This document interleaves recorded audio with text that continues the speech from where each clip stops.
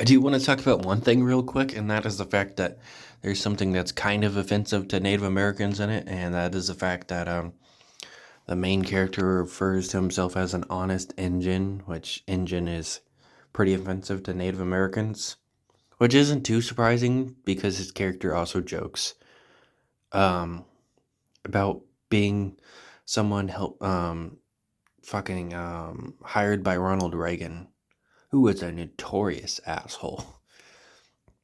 But he's nice enough, though he has a weird plot line where he falls in love with an alien girl and it's not really treated weird for whatever reason. Like the kid thinks it's weird, but not because of the fact that it's an alien, because he's a kid and thinks relationships are gross. The mom thinks it's sweet. The CGI in this movie isn't the greatest, but I think it's fine for its time.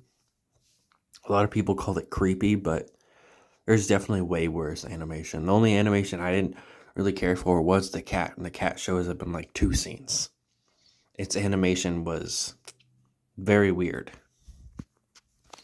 But out of all the childhood movies so far that I've rewatched, I think this one probably holds up the most. It still isn't the greatest, but I actually really enjoyed it. It's a movie where a kid gets his mom kidnapped and he goes to save her.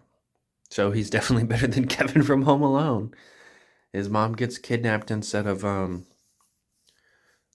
staying. He goes to save his mom. It's like there's similarities to Home Alone with the fact that he wishes he never had a mom and his life would be so much better. And that's similar to what Kevin does.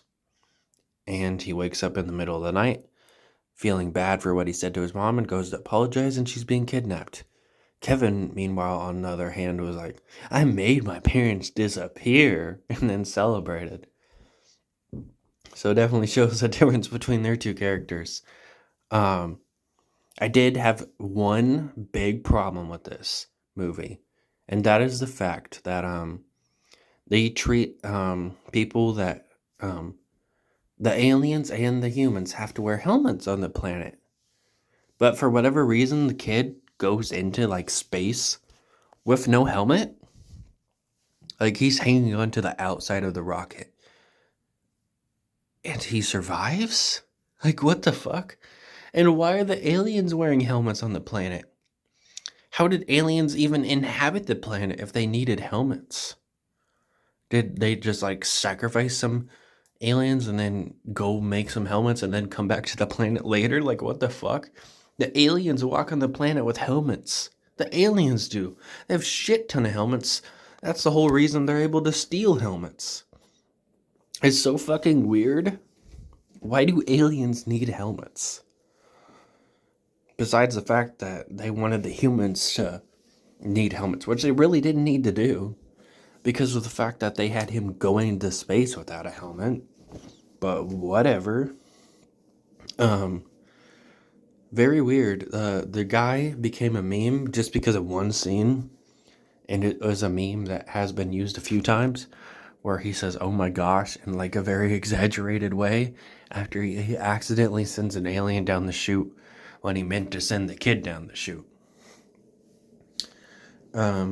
It's an entertaining movie. There isn't really much to it. They don't even explain why she does what she does, besides the fact that taking care of kids is a lot of work. Like, no shit.